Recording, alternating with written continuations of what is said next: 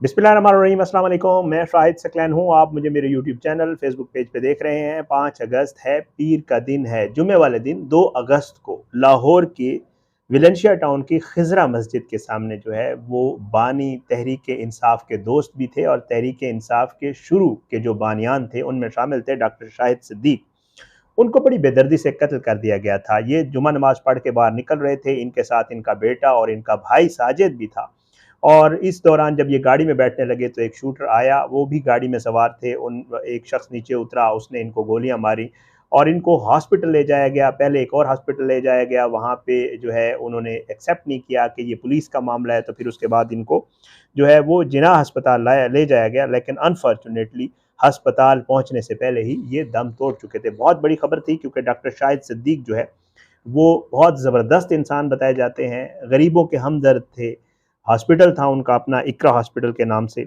और ये बड़ी गैर मुतनाज़ किस्म की शख्सियत थे। आल दो एक पॉलिटिकल पार्टी के बानियान में से थे, मैंने आपको बताया तहरीक इंसाफ के, लेकिन वो किसी के साथ भी फ़र्क नहीं करते थे। उनके पास कोई भी चला गया तो उनके जो जानने वाले वो ये बताते हैं कि वो बग़ैर किसी फ़र्क के जो है वो सबके साथ बहुत अच्छे थे। ये एक अंधा कत्ल था, क्योंकि पुलिस ये बताती है, उनकी फैमिली वाले ये बताते हैं कि उनका किसी के साथ कोई तनाज़ा नहीं था। आल्दो उनके ऊपर जनवरी में एक हमला पहले भी हो चुका था, लेकिन उसको ये सोचा गया कि मे बी क्योंकि वो तहरीक इंसाफ से मुंसलिक थे और मामलात कुछ ख़राब थे तो इस वजह से मे बी किसी ने, लेकिन वो भी नहीं सॉर्ट आउट हो सका था, पुलिस को उसका भी पता नहीं चल सका था। अब पुलिस ने रात 2 ढाई बजे के करीब इनके कातिल को गिरफ्तार कर लिया है। और मैं जब आपको आगे चल के उनके कातिल की वीडियो भी दिखाता हूँ, एक सीसीटीवी फुटेज भी दिखाता हूँ जिस सीसीटीवी फुटेज की मदद से गिरफ्तार किया गया और किस तरह जो है इस कत्ल को प्लान किया गया, डॉक्टर शाहिद सिद्दीक कौन थे, थोड़ा सा एंड में जाके आपको बताऊंगा।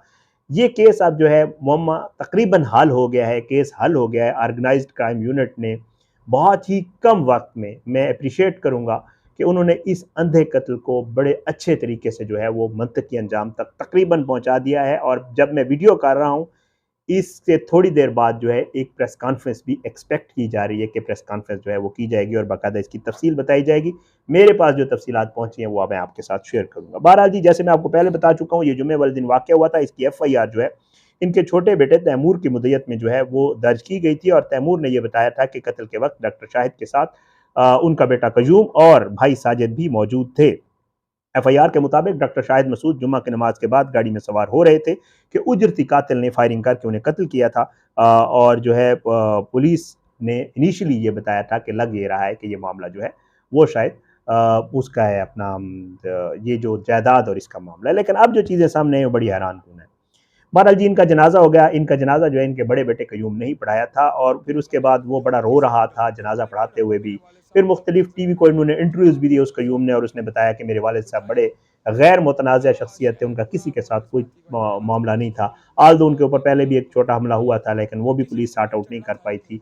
उनका ये कहना था कि हमें हर हाल में इंसाफ चाहिए, और वो रो रहे थे और बड़े अफसुर्दा थे। लेकिन पुलिस जो है उसने मैं जैसे आपको बता रहा हूँ कि जी जो ऑर्गेनाइज्ड क्राइम यूनिट है, इमरान किश्वर साहब DIG जो है उन्होंने एक टीम तश्कील दी थी और DSP इकबाल टाउन मोहम्मद अली भट्ट साहब जो है उन्होंने इस चीज़ को जो है वो इन्वेस्टिगेट किया। CCTV फुटेजेस निकाली गई, बहुत सारी चीज़ें निकाली गई और उनसे वो इस नतीजे पर पहुँचे कि डॉक्टर शाहिद सिद्दीक साहब को जो है वो बाकायदा तौर पे रैकी करके उसके बाद उनका मर्डर किया गया। रैकी में जो CCTV फुटेजेस ली गई थी उसमें एक वाइट कलर की आल्टो कार जो है वो बाकायदा तौर पे इनकी जो है रैकी करती हुई नज़र आई थी।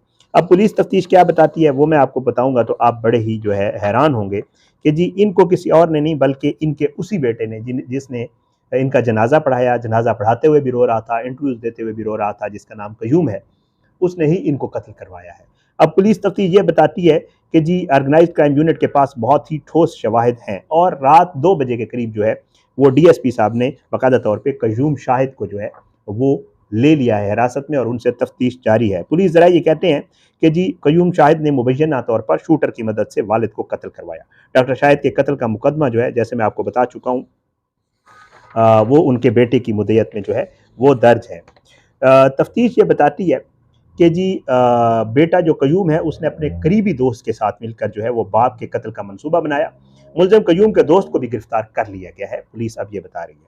कयूम एक लड़की को पसंद करता था और उससे पसंद की शादी करना चाहता था। ये मामला ये निकला है, अब आप खुद सोचें। वो डॉक्टर शाहिद सिद्दीक जो है उस लड़की से शादी पर राजी नहीं था और उसने इनकार कर दिया था। इसलिए इसी बेटे ने जनवरी में अपने बाप के ऊपर पहले भी एक कातलाना हमला करवाया था, जिसमें वो फॉर्चुनेटली बच गए थे। और उसके बाद जी पुलिस ये कहती है कि जनवरी में बाप के कत्ल की डील इसने 50 लाख रुपए में की थी।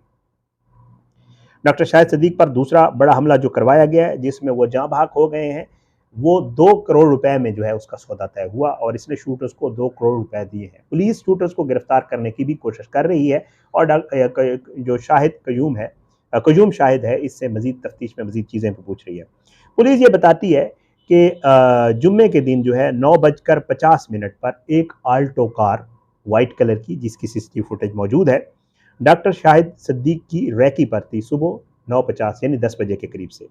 रैकी करने वाली कार में डॉक्टर शाहिद सिद्दीक का बेटा कयूम खुद सवार था। ये बाप की रैकी भी करवाता रहा है, जो शूटर थे उनको बताता रहा है कि ये यहाँ यहाँ जाएगा मेरा बाप, ये होगा वो होगा।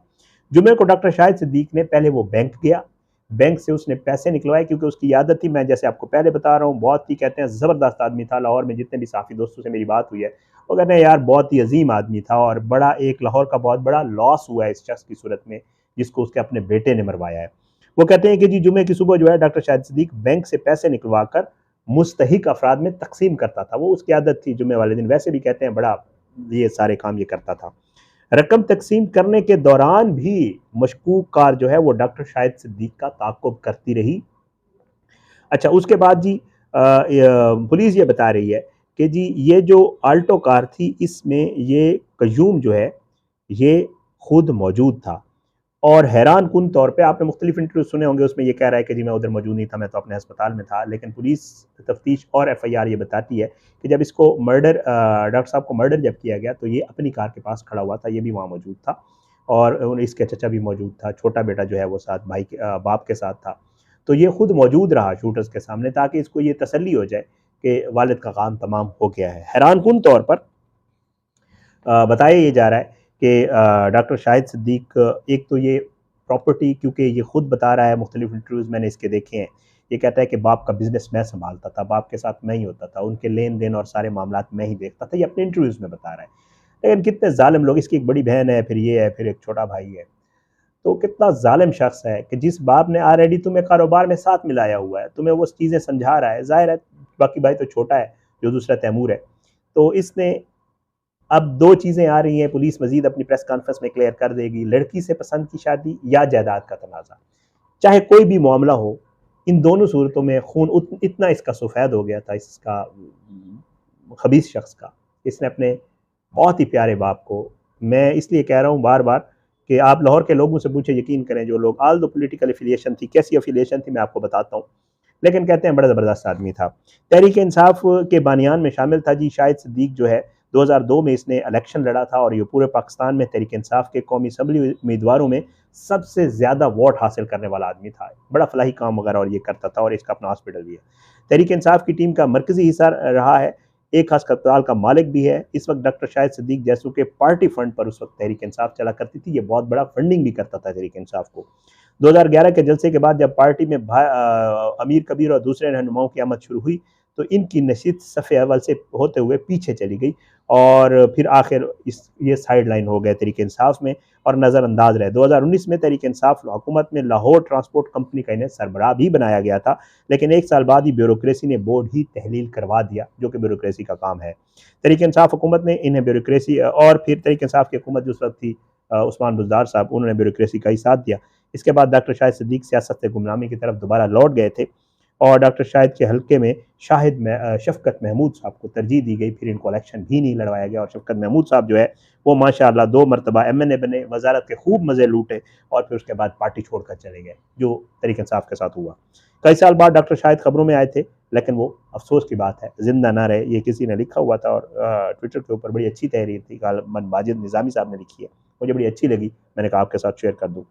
जो है अब जैसे मैं आपको पहले बता चुका हूँ कि इस शख्स को, जो एक पॉलिटिकल पार्टी से भी एफिलिएटेड था, जो किसी कंट्रोवर्सी में शरीक नहीं रहा, जो माजी करीब में कंट्रोवर्सी जितनी भी चली हैं, और इसको किसी और ने नहीं बल्कि इसके अपने बेटे ने महज जायदाद की लालच में या एक लड़की से पसंद की शादी के मामले के ऊपर वो कत्ल करवा दिया शूटर्स। अब ये शूटर्स वाला मामला आपको पता है लाहौर में बड़ा चल रहा है, अल्लाह रहम करे, पैसे दे के कत्ल करवाना।